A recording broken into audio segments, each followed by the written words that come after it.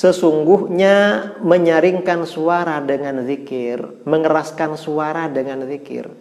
Ketika orang-orang selesai sholat maktubah, sholat 5 waktu, itu berlangsung pada masa Rasulullah Shallallahu Alaihi Wasallam.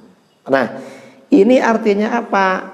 Ini menandakan pertama, para sahabat itu pada masa Rasulullah Shallallahu Alaihi Wasallam sehabis sholat baca zikir. Itu yang pertama. Yang kedua, para sahabat itu pada masa Rasulullah SAW baca zikirnya nyaring, keras. Assalamualaikum warahmatullahi wabarakatuh. Bismillahirrahmanirrahim. Alhamdulillahi rabbil alamin. Wassalatu wassalamu ala asyrafil anbiya wal mursalin. Sayyidina Muhammadin wa ala alihi wa sahbihi ajma'in, amma ba'du. Saudara-saudaraku kaum muslimin dimanapun Anda berada, pada malam ini kajian Islam aktual akan membaca beberapa hadis Rasulullah Shallallahu Alaihi Wasallam berkaitan dengan zikir-zikir setelah sholat. Kita yang pertama membaca kitab Al-Adhkar min kalami Sayyidil Abrar, zikir-zikir dari sabda penghulu orang-orang yang baik, karangan Al-Imam Al-Allamah Al-Mujtahid Muhyiddin Abi Zakaria Yahya bin Sharaf An-Nawawi rahimahullahu ta'ala, Imam Nawawi. Nah, di sini di dalam kitab Al-Adhkar, ini kitab Al-Adhkar terbitan Darul Minhaj. Al-Adhkar halaman 141. Babul Adhkari ba'da shalah. Bab ini menjelaskan zikir-zikir selesai sholat. Jadi selesai sholat itu ada zikir-zikir yang dianjurkan dibaca. Jangan langsung pergi, jangan langsung meloncat dari tempat sholat, tapi zikir dulu. Ajma'al ulama'u ala istihbabi zikri ba'da sholat. Para ulama telah berijma, para ulama bersepakat atas anjuran berzikir setelah sholat. Jadi setelah sholat itu dianjurkan berzikir, bukan dulu-duluan pulang. Itu setelah sholat. Waja'at fihi ahaditsu katsiratun shahihatun fi anwa'in minhu muta'addidatin. Dan mengenai anjuran zikir setelah sholat ini datang banyak hadis yang sahih dalam ragam yang bermacam-macam. Fanadhkuru atrafan min ahammiha.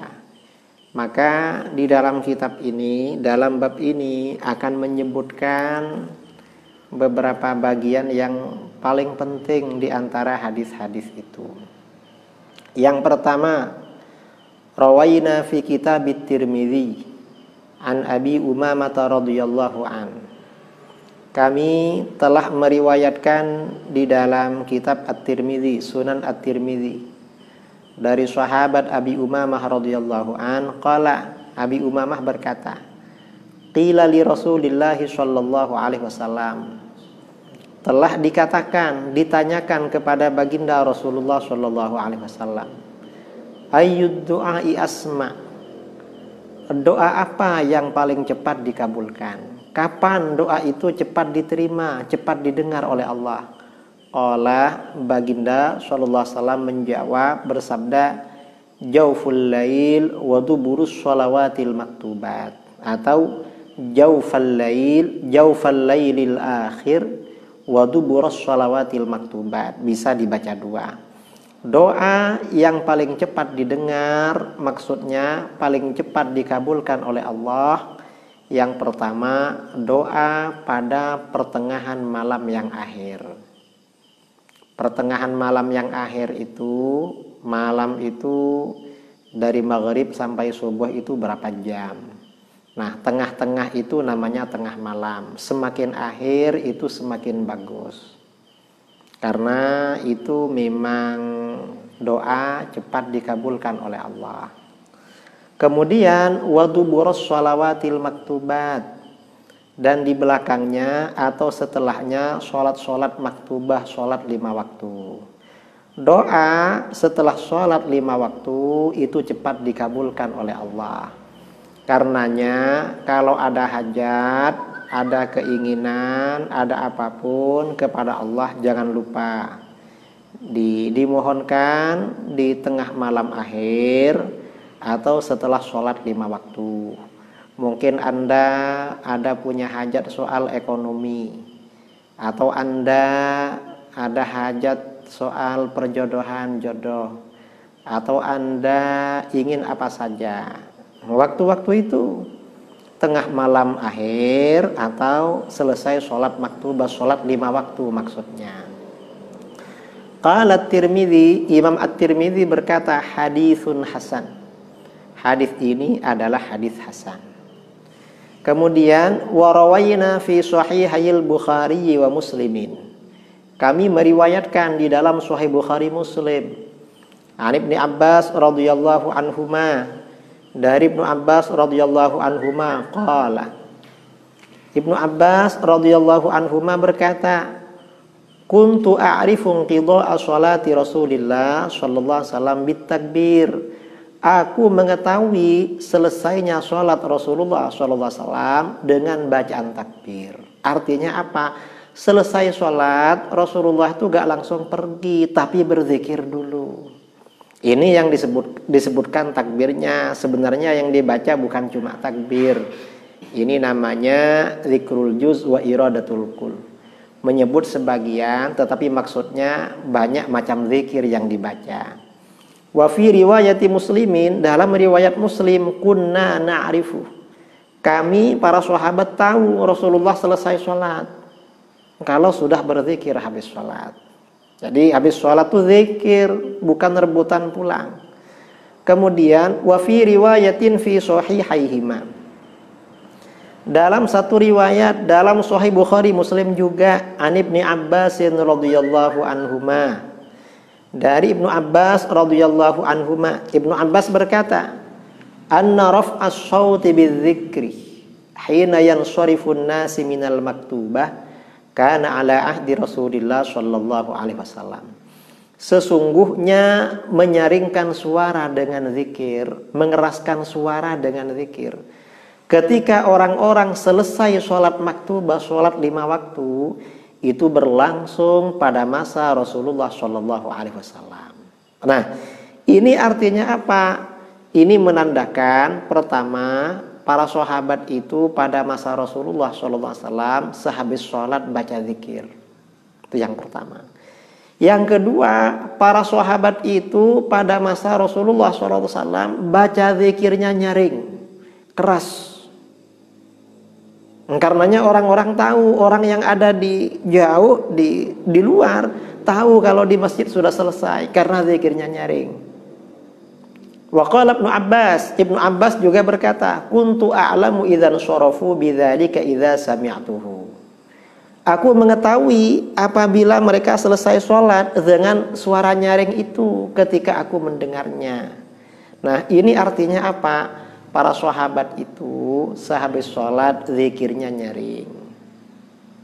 Jadi jangan menyalahkan orang yang zikir nyaring, apalagi beranggapan orang zikir nyaring habis sholat itu dianggap nyanyi-nyanyi. Enggak betul itu. Itu sudah berlaku sejak masa Rasulullah Shallallahu Alaihi Wasallam.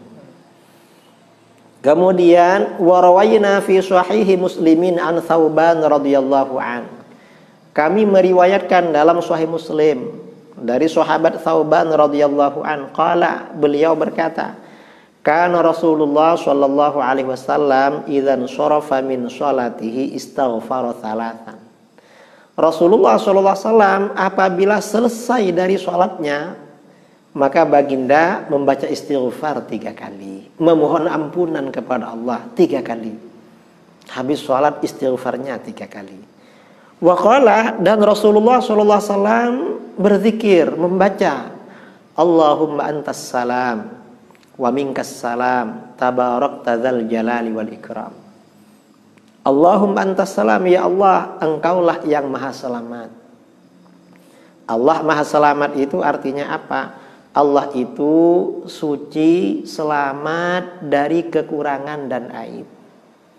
Allah itu maha sempurna secara mutlak, tidak ada kekurangan dan tidak ada aib. Wa minkas salam, ya Allah, dan hanya dari engkau keselamatan. Kalau kita ini selamat, selamat di dunia, selamat di akhirat, itu semata-mata dari Allah. Ini artinya apa? Kita memohon ampunan kepada Allah keselamatan. Keselamatan dari apa? Ya dari apa saja. Termasuk selamat dari tidak punya uang, karena gak punya uang itu pikiran bingung. Selamat dari virus corona, karena kalau kena virus corona itu terkenal. Selamat, ya pokoknya selamat dari apa saja. Atau bisa jadi yang dimaksud keselamatan ini adalah maksudnya salam penghormatan. Memohon salam penghormatan. Bukan hanya selamat, tetapi lebih tinggi lagi, kita ini mendapat salam yang terhormat dari Allah Subhanahu wa ta'ala. Selamat. Contoh salam penghormatan itu bagaimana? Kita ini kalau menghadiri suatu acara di jalan tidak kena tabrak motor atau apa tuh selamat namanya. Lalu kalau sampai di tempat acara, kita ditempatkan di tempat yang terhormat, ada hidangannya, ada makanannya, itu kan lebih lagi itu. Bukan hanya selamat. Tabarakta dzal jalali wal ikram. Maha suci engkau, wahai yang memiliki keagungan dan kemuliaan. Ini memuji kepada Allah. Ini hadis riwayat Muslim. Qila lil Auza'i. Imam Al-Auza'i ditanya, wa huwa ahadu ruwatil hadis. Beliau salah satu perawi hadis ya. Seorang ulama salaf. Kaifal istighfar? Gimana istighfarnya habis sholat? Qala, beliau menjawab, taqul, kamu bilang begini, astaghfirullah, astaghfirullah, astaghfirullah 3 kali. Itu istighfar sudah. Itu istighfar. Kalau lebih sempurna lagi, astaghfirullahalazim alladzi la ilaha illa huwal hayyul qayyum wa atubu ilaih 3 kali.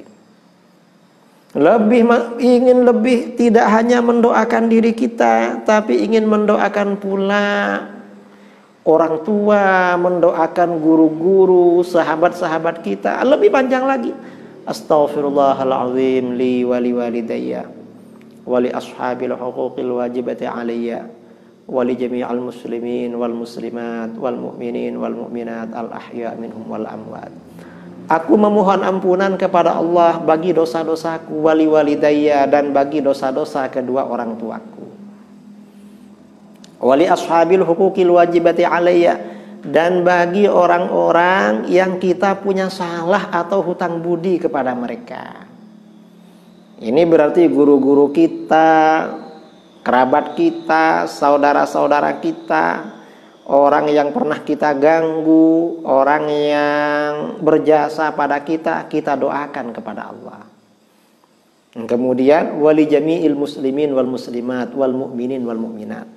Semua orang Islam, orang beriman, laki-laki dan perempuan, al ahya minhum wal amwat, baik mereka yang masih hidup maupun yang sudah meninggal. Didoakan mereka semuanya tambah mantap. Mengapa tambah mantap? Karena di dalam hadis lain, riwayat Imam At-Tabarani dalam kitab Ad-Du'a, hadis hasan, Rasulullah SAW bersabda, "Malam yakun lahu malun yatasaddaqu bihi falyastaghfir lil muslimin fa innahu sadaqah." Siapa yang tidak punya harta untuk disedekahkan pada orang lain, maka mintakan ampunan kepada Allah bagi orang-orang beriman, bagi orang-orang Islam, karena itu berarti sedekah. Rasulullah agak menjelaskan bagaimana cara mendoakan orang-orang beriman. Para ulama menyusunkan doa ampunan bagi orang-orang beriman. Berapa pahala mendoakan orang beriman, mendoakan istighfar bagi orang beriman? Dalam hadis riwayat Imam At-Tabrani dalam Musnadus Syamiyyin, Rasulullah SAW bersabda, "Man istaghfara lil mu'minin wal mu'minat, kataballahu lahu bikulli mu'minin wa mu'minatin hasanatan." Siapa yang memohonkan ampunan kepada Allah bagi orang-orang beriman laki-laki dan perempuan, maka Allah akan mencatat satu pahala bagi orang ini dengan setiap orang beriman laki-laki dan perempuan yang dia doakan. Kalau kita mendoakan seluruh orang beriman sejak masa Nabi Adam sampai sekarang, apalagi sampai kiamat, sebanyak mereka Allah memberikan pahala kepada kita. Ini istighfar ya. Kemudian istighfar. Wa rawayna fi sahihil Bukhari wa Muslimin 'anil Mughirah bin Syu'bah radhiyallahu an. Kami juga meriwayatkan dalam Sahih Bukhari Muslim dari Mughirah bin Syu'bah radhiyallahu an, anna Rasulullah sallallahu alaihi wasallam kana idza faragha minas shalah wa sallama qala, sesungguhnya Rasulullah sallallahu alaihi wasallam apabila selesai salat dan mengucapkan salam dari salat, maka beliau baginda berzikir, la ilaha illallah wahdahu la syarikalah, lahul mulku wa lahul hamdu wa huwa ala kulli syai'in qadir, Allahumma la mani'a lima a'tait wa la mu'tiya lima mana'ta wa la yanfa'u dzal jaddi minkal jadd. Ini zikir Rasulullah SAW sehabis sholat. Ini sunnah. Nah, ini artinya apa? Kata para ulama, ini isyarat Rasulullah itu habis sholat zikirnya nyaring. Bukan cuma mulut itu bergerak-gerak komat kami, tapi gak kedengaran suaranya. Kalau gak kedengaran, gak tahu mau baca apa habis sholat. Karenanya zikirnya itu keras. Wa rawayna fi sahihi Muslimin an Abdullah bin Zubair radhiyallahu anhuma. Kami meriwayatkan dalam Sahih Muslim dari Abdullah bin Az-Zubair radhiyallahu anhuma annahu kana yaqulu dubura kulli sholatin hina yusallimu. Sesungguhnya Abdullah bin Zubair setiap selesai sholat ketika mengucapkan salam, Abdullah bin Zubair selalu berzikir ini, la ilaha illallah wahdahu la syarika lah, lahul mulku wa lahul hamdu wa huwa ala kulli syai'in qadir, la hawla wa la quwwata illa billah, la ilaha illallah wa la na'budu illa iyyah, lahun ni'matu wa lahul fadl wa lahus sana'ul hasan, la ilaha illallah mukhlishina lahud-din walau karihal kafirun. Setiap selesai sholat. Qala Ibnu Zubair berkata, wa kana Rasulullah sallallahu alaihi wasallam yuhallilu bihinna dubura kulli sholat. Dan Rasulullah sallallahu alaihi wasallam selalu mengeraskan suaranya dengan kalimat-kalimat ini setiap. Rasulullah itu selalu mengeraskan suaranya baca zikir sehabis sholat. Habis sholat. Karenanya artinya apa? Habis sholat itu dianjurkan zikir. Termasuk zikir yang dianjurkan adalah zikir-zikir ini. Dan zikir yang biasa dibaca sehabis sholat. Zikir para sahabat juga Rasulullah SAW suaranya adalah nyaring. Bukan tidak nyaring. Ini kitab Al-Adhkar. Kemudian kita pindah ke kitab lain. Ini masalah zikir ya. Mengapa? Ini ada kitab namanya Sabahatul Fikr. Sabahatul Fikri fil Jahri Bidzikri.